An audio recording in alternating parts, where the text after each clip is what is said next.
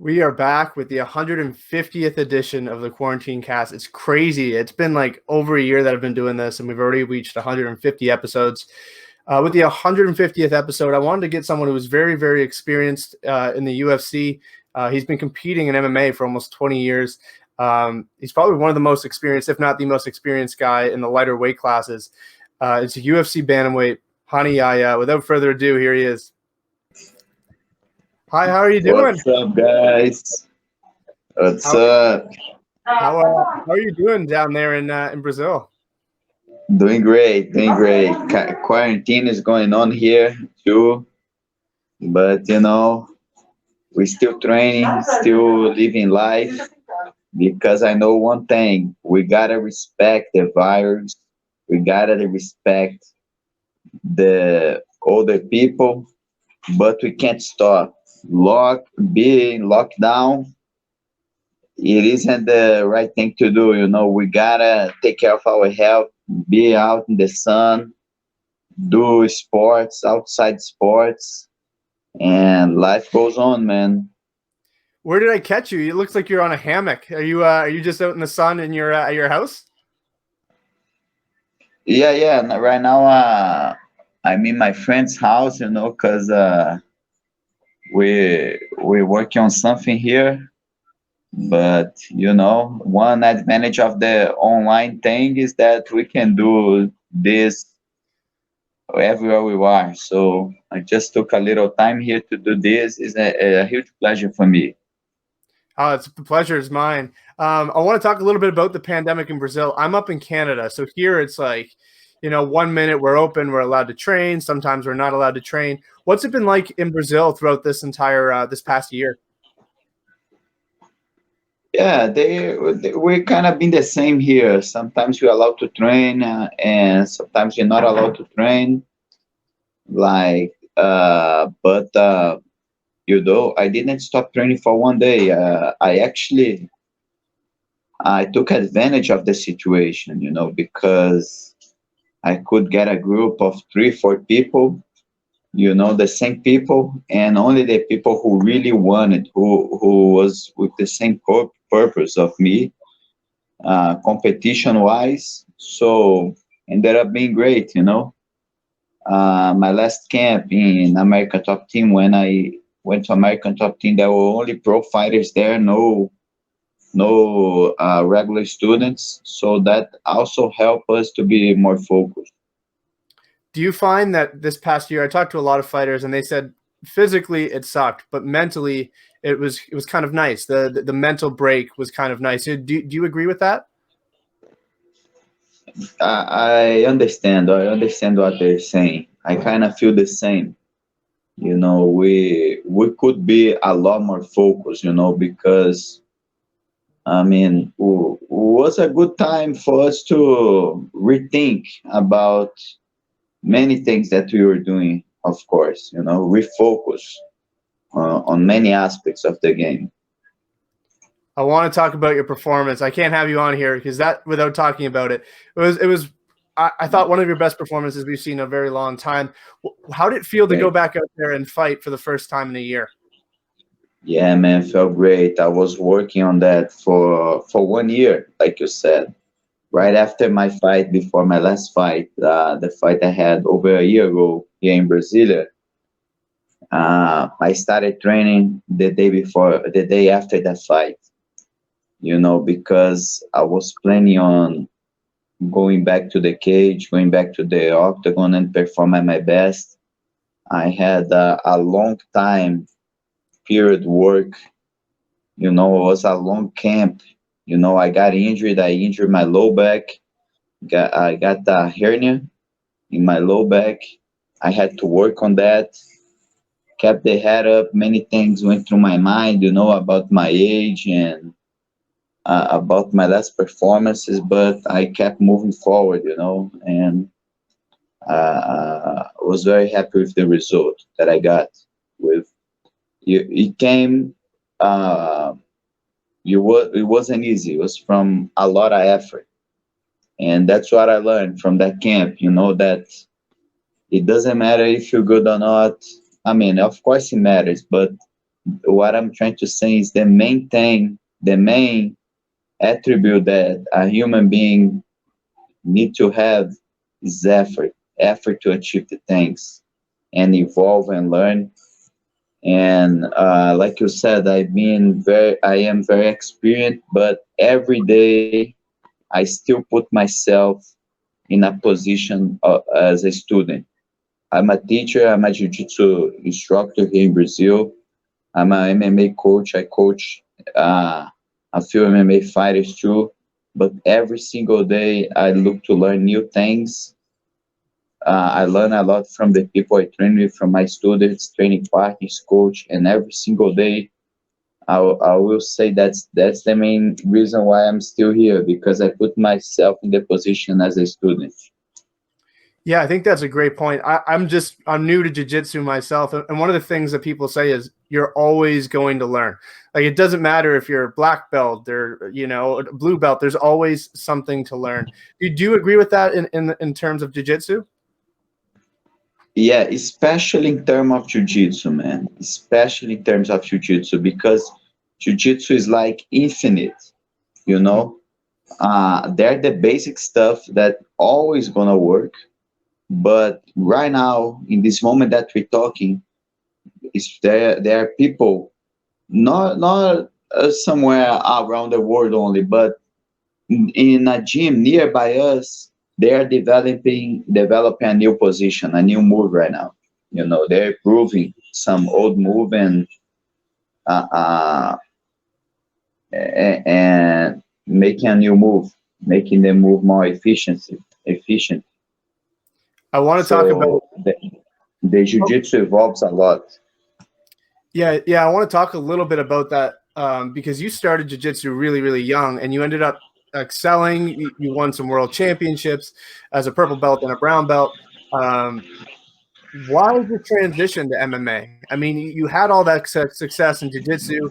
We see a lot of guys from Brazil who just stick with jiu-jitsu and don't try MMA. What went behind the decision to say, you know what, let's try fighting? Yeah, that was my purpose since the beginning, and for two main reasons. First one, I started in 1996 in jiu-jitsu. Was right after the UFC started. UFC started in 1993. So the highest level of jiu-jitsu at that time, the highest representative of jiu-jitsu, they they were representing jiu-jitsu in MMA in Vale Tudo back in the day. So I wanted to get there, you know. So that back in the day, like the guys who were world jiu-jitsu champion, that wasn't enough. They should take the gear out and go trade punches and defend jiu-jitsu in NHB, Vale Tudo, no holds bar, right? Because wrestling in MMA was growing, Muay Thai MMA was growing. So that was the highest level. And that was my main motivation. I wanted to be that. And the next thing, the other thing that motivated me that since I was a child was the platform, you know, the platform because the highest platform in combat sports is UFC, mixed martial arts. There was a time that Pride was the greatest, the biggest platform. So, I mean, you can be a World Jiu-Jitsu champion, but, you know, people don't really watch World Jiu-Jitsu Championship. You know, I wanted to be a Jiu-Jitsu representative in the highest platform. So I am very happy that I achieved that to be in the UFC. Um, and there's another thing too about the money, you know, like about the, you know, you to be a professional, you gotta make money, you know, and you cannot make money being a jiu-jitsu competitor. I mean, you can once in a while you win a big prize in a big tournament, but there's no consistency, you know, like and when I was a teenager, it's not that I had the opportunities, you know. I always, my father always paid for me to study to and help me travel to compete. He always supported me. But when I was a teenager, I was under pressure, like what I would be as a professional. When I turned 18, what I would be. And since I was a jiu-jitsu competitor, I needed to make money. To be something, to have that as a profession, and so those the three things. That was my main motivation. So platform, money, and the highest level of jiu-jitsu, which is fighting jiu-jitsu, which fighting MMA with another super athlete, very well prepared, that's gonna try knock you out with knee, punches, kicks, elbows, and also no jiu-jitsu, very well conditioned. And then you go there in the biggest platform, which is in the UFC, and go there and submit that guy. That's the highest level of jiu-jitsu technique, in my opinion, because that's self-defense. In jiu-jitsu world championship is another thing, is a different sport. You looking to win a tournament, you gotta look to make points, you look to make advantage.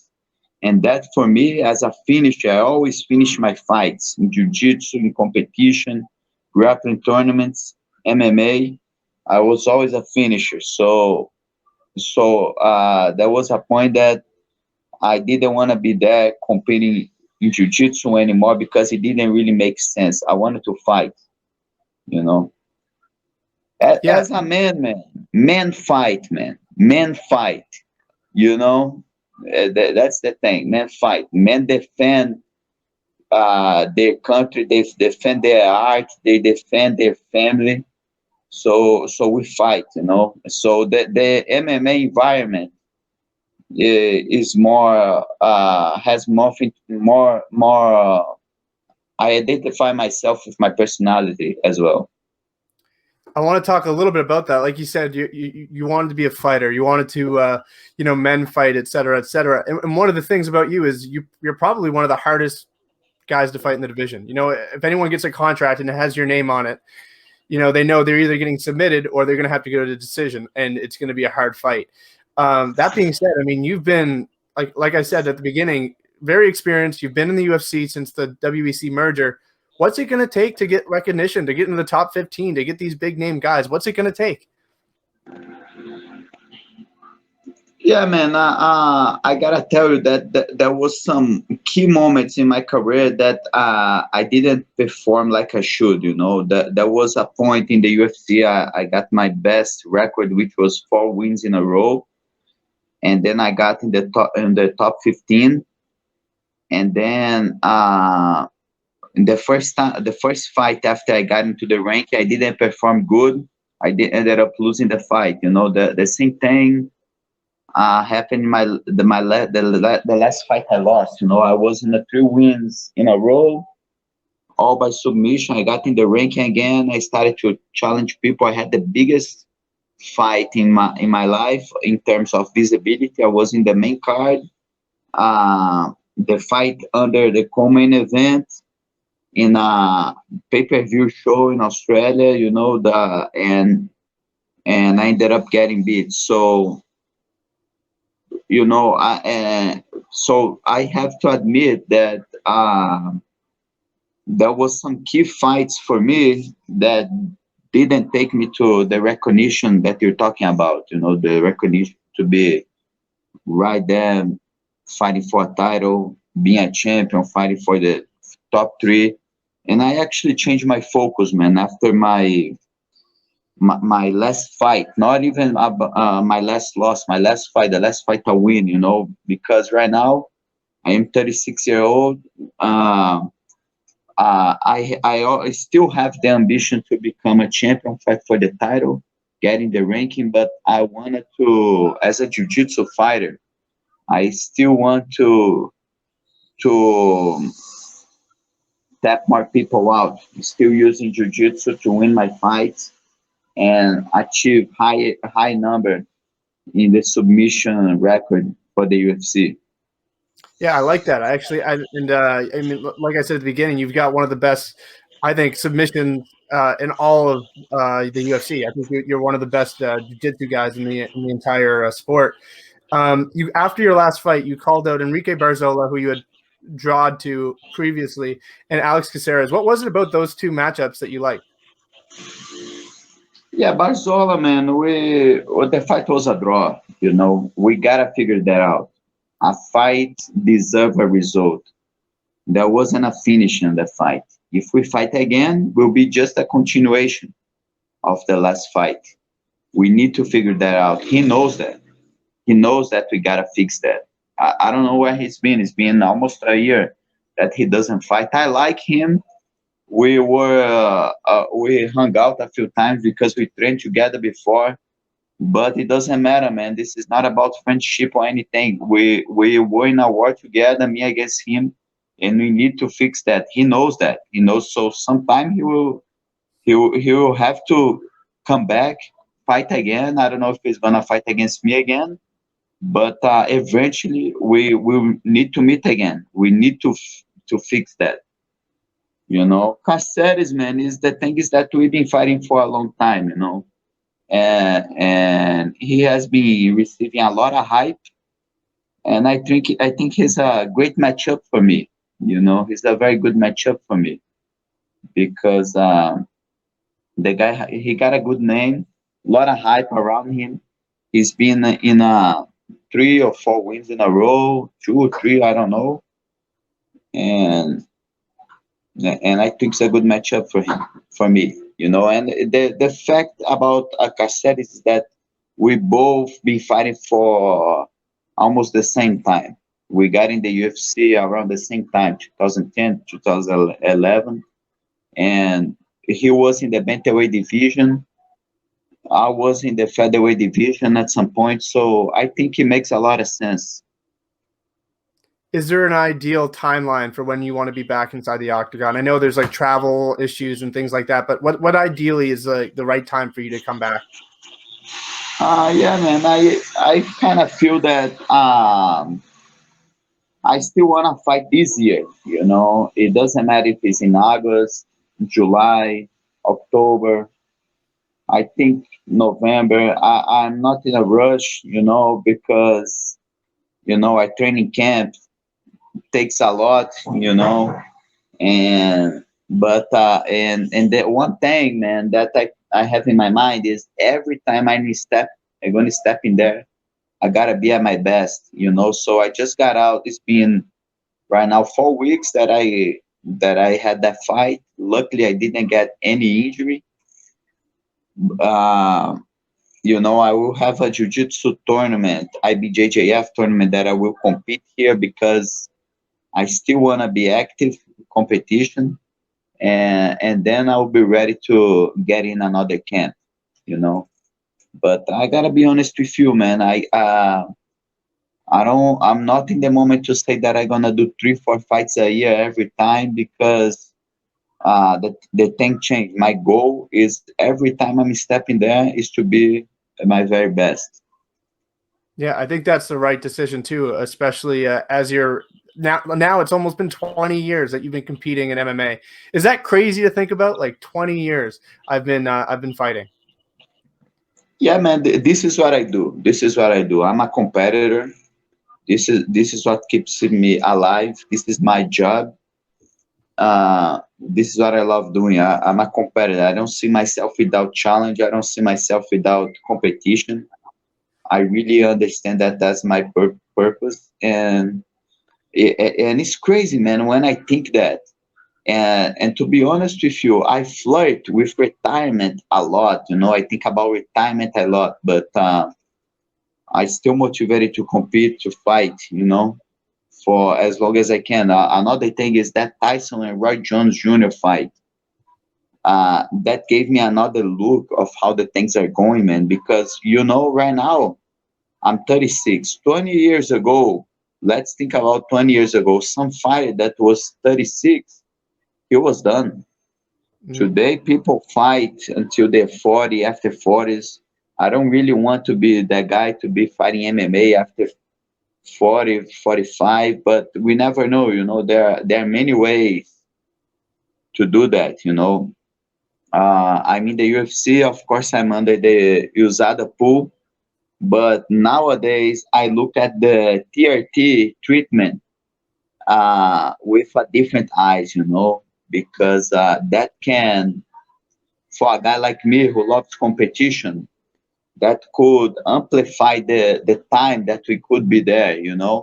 So, I mean, I'm just happy, bro. I'm happy because sometime if I mean, I got so many options, of what I could do in MMA, mixed martial arts, in the UFC, and also in competition, grappling competition, jiu-jitsu tournaments, IBJJF, grappling. There's so many options. All right, I'll ask you a couple more and then I'll let you go. It looks like it's a beautiful day there, so I don't want to take up too much of your time. There's a big fight. There's a big fight coming up, so I can't go without asking you. Jorge Masvidal and Kamaru Usman are fighting. What's your prediction for that fight? Yeah, man, I think Masvidal got pretty good chances of surprising Usman, man. He's a teammate of mine. He trains at American Top Team. I think with a full camp is a completely different deal. Masvidal got a star, man. He got star. When he moved up the weight class, you know, uh, made him dangerous, man. He's a dangerous guy, and that is a hard style to fight. A dangerous guy like him, because a guy like him can finish a fight every time. But Usman is the favorite. I agree that he's the favorite. If I have to put money in someone, will be Usman. And I also a big fan of him because the consistency that he have on his fight game, man. He start like 50% and grows. I admire that a lot because I wanted to have that in my game. So that is a mental or physical thing about I don't know, but I really take the hats off for him to by the way he fights. All right, man. Well, thank you very much for the time. I love Masvidal. I love both guys, so it's a tough fight for me too. But thank you very much for the time. You're someone I've looked up to for a long time, and so I appreciate you taking the time. All the best, and whenever that return is, I can't wait to watch it. All right, my brother. Thank you very much. Huge pleasure for me. All right, best of luck and stay safe. All right, stay safe. Take care. So there you have it, 150th edition of the Quarantinecast. That is crazy. And obviously, I thought, what a better way to have someone close out 150 than Rani Yahya. Very experienced. He's never been finished in the UFC. He's been around since WEC merger. Yeah, if you haven't watched some of his performances, incredible. He's got some high-level submissions over Ray Rodriguez in his last outing. But yeah, be sure to like, comment, and subscribe. And we're gonna go big. We're gonna keep on doing these, and hopefully we can get some more big names on the show. And yeah, we'll see you guys next time.